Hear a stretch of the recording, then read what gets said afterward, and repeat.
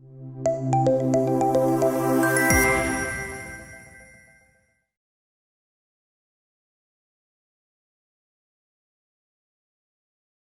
all of you sitting here from education, I'm not from education. I'm an outsider. Now, sometimes an outsider can tell you about your industry more than people in the inside in the industry. And I'm a technical guy, I'm a founder, I'm an entrepreneur. So today I'm going to tell you something about your industry that I have learned in the last 5 years by building a VC-backed company, raising around $3 million and helping more than 300 institutes increase their admissions. So what I have learned, and I'll tell you, but before what I'm going to tell you, I'm going to tell you about a trend that's happening today in India. And you all sitting here right now are part of that trend. And let me tell you what that trend is. Now, the trend is that we do not go to bookshops. We buy from Amazon. My mom used to go and buy chicken on Saturdays. Now she has heard about a company called Licious. And she gets her grocery from there. I think we all have Big Basket daily on our mobile phones today. We probably do not go to vegetable shop anyways. At the same time, right, traveling and buying a car used to be such a luxury. But then Uber and Ola are probably synonymous with transport today for us. Now, do you guys understand what's happening here? What's happening is that we, all of us sitting here in the audience, are used to a great consumer experience. If this guy does not pick up my call of a Ola or a Uber, we get very frustrated. If that particular Big Basket daily does not deliver at 9 a.m. in the morning, we get very irritated. If that particular Amazon parcel does not come on Friday because it's a gift, we are mind-boggled. We get very angry.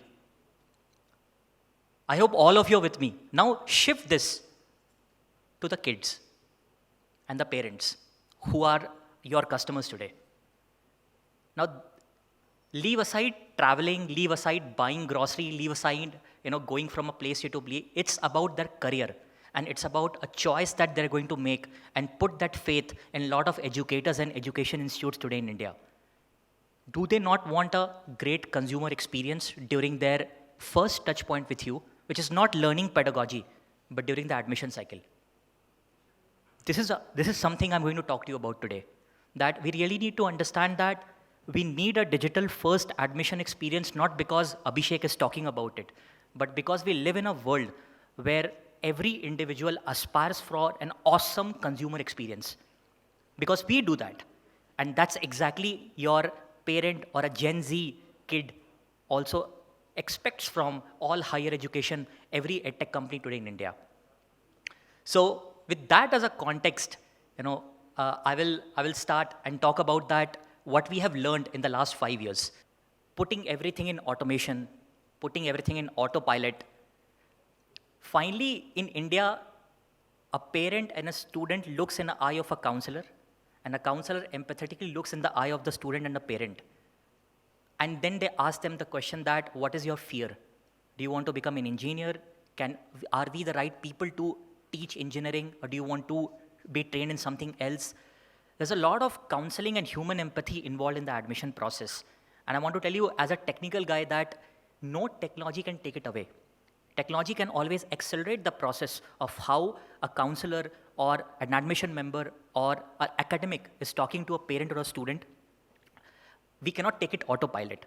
Finally, in India, what we have seen, and when we work with a lot of edtech unicorns as well as universities, that finally that buying decision happens when a person talks to a person in some or the other form, and they make that decision. Albeit it might be even a couple of minutes, but as we say in Hindi, किसी से बात करना है course choose करने से पहले, always, because I want that faith that I'm making the right decision. It needs to be corroborated by somebody who's an expert in that particular area, right? So that becomes very critical, very, very important. So this is what I'm going to talk to you about, ladies and gentlemen, today, that how do we win in higher education admissions in 2022?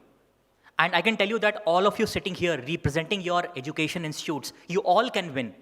And you all will not only win when you use a technology as no. You all will win because you understand this consumer mindset that is happening today in the 21st century in India. So who am I? So I'm a data scientist. I'm a consultant. I have worked in a unicorn I come from a hardcore technology and machine learning background, right?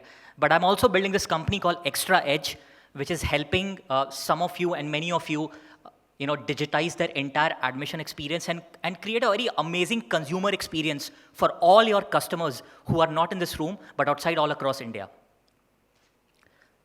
So about us, we are a VC-backed company. Around 5 years, we have been there. We work with around 300 odd universities, edtech companies, coaching, test prep, K-12 schools. So we work with the biggest K-12 unicorn in India, and we also work with one of the biggest universities in India. We work with one of the biggest universities in UAE. We work with one of the biggest universities in US, and we work with one of the largest university in Manchester in UK. So we work with all shapes and sizes of brands and bring that learning back to you from a product standpoint. We are based out of Pune and have been building this company. So recent trends in education, you all know that. I'll just talk about 3 things.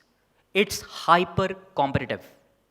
Every edtech company who's raising money out there needs to have a bigger, wider portfolio like a big university. And every university wants to have an edtech arm today. And you see, they are competing for the attention span of the same kid and the same parent, right? Right from K-12 till upskilling, this is happening across the globe. If some of you do not realize it, probably you'll realize it when you lose a kid to another one, an edtech company in this case. Second, what is happening very rapidly is that students' expectations are changing. Should I go to Stanford, pay $50,000, or should I go to upgrad and do a $15,000 course with Carnegie Mellon? Or should I even go to Code Academy and do not even go to college and learn how to code in machine learning, Python, and R? The kid is asking that question, and for the first time in India, parents are not questioning it. They are saying that, you decide, we'll help, we are there. So expectations have widely changed thanks to pandemic. And finally, digital is the need of the hour. I spoke about consumerization, right? It's happening. If a kid made an inquiry on your website and you're responding after 2 days, you have lost the kid in the first place because the kid is used to getting responded in a couple of minutes. And that's how maybe an Amazon or Flipkart is responding to him. And by the way, that's exactly what you expect from an Amazon and Flipkart, right? Pandemic, for the first time, ladies and gentlemen, has changed a very important thing in your business. And what it has changed is, by default, admission and your go-to market has become digital first. I still remember Stanford used to come to Bombay and Hyatt and do a conference and tell them about Graduate School of Business, that what it's all about. Stanford was even doing an outbound event, right? But now they are not doing it because that's very expensive. That's not cost effective. And everybody is trying to save money today in India and put the money where the buck is.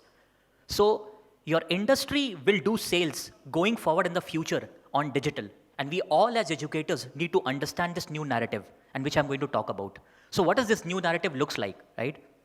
So what are the challenges that you see in this new narrative? Because you are getting prepared to this new narrative. A lot of you have already ready, but what are the common challenges what we see? And these are some of the common challenges that you really see.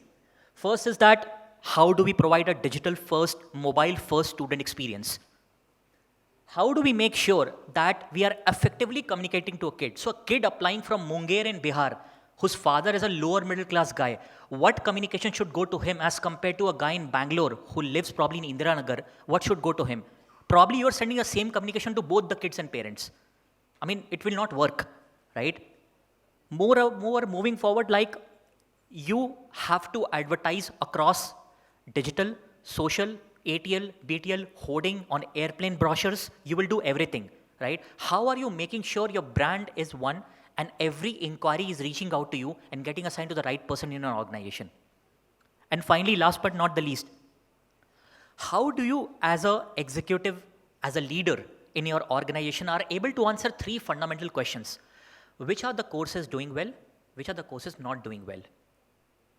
Which of my team members are rightly communicating to my audiences and positioning myself in a right way, which is the strength of my organization? And finally, at the end of the day, if I'm putting money in marketing, after retail, real estate, and e-commerce, you'll be surprised, education spends $23 billion every year in marketing, right? So you are spending huge amount of money in marketing. Your management will ask you a question, what we call as return on ad spend. What's happening? Why these money is being spent? What is the ROI out of it? So that's the 4th and the final point. Now, we solve for some of these things, and how do we solve for these things become very, very important. And I'll not go deeper into it. I'll just run through them. The first and foremost thing that you can fundamentally do is that by creating a digital experience with a human touch, right? I will not be presumptuous by saying that everything will be automatically done by technology. No, anybody who's telling you about it is lying to you. Don't believe in that. There will be a human involved. We just need to power that human, a counselor, an admission executive, or a head of admissions with those technology, which will help them to communicate better with the kid. So how does it look like? So going digital first, making the admission process remote, online, mobile first, friendly, and finally, decreasing the response time to the student. Now imagine that you are in a hyper-competitive environment where everybody is competing for the same kid. You are in a cyclical process. Your admission is constrained by time. And third, right, it's an irreversible process. Education is an irreversible process. If my dad puts me in college and pays 3 lakh rupees, seldom he will take me out.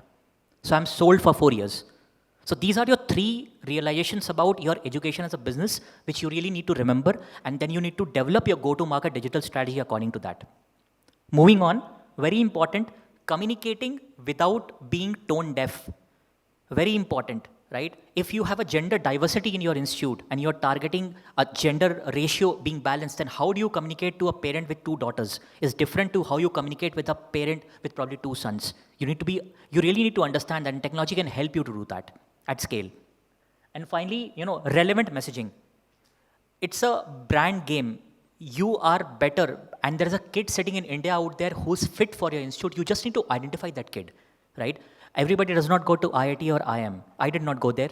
But then they need to go to a place where they find right value and right value out of money, and they get their aspirations fulfilled. Finally, you'll hear the term a lot. It's basically a non-readiness in a digital first world where your inquiries are not reaching your time. Imagine that if you are going and buying a book on Amazon, and Amazon website says that, I do not know what happened. How would you feel about it? If somebody goes to your website, fills a form or application process, and nobody is there to help him or communicating, then probably that guy is lost, and somebody else will be ready for it. So this becomes very critical and important that your all channels are tied in, and they really know about your brand in a very clear way. Finally, needless to say that you require right data. Narayan Murthy says that we trust in God. Everybody brings data on the table. You really need right data about your program, about your performance of your admission teams, and about the money that you're spending in marketing. You can be a teacher, but you are the best person to think about admission because you really know the organization very, very well and their core strengths. So your ability to take decisions based on data will become existential moving forward. Finally, what happens when you get right? We are all happy when we get right. So what happens is that you see these kind of things. Your admissions go up, your conversions go up, you get more applications, you get a happy student who's very amazed with the admission experience you provide, right? Your inquiries increase via chat, bot, your website, landing pages. These are some things. A lot of technology guys tell you this first and not the other things that I told you before. Because they sell this, they don't understand that why this needed to be. So I'm going to tell you today that why do you need this? Because there's a change in industry itself.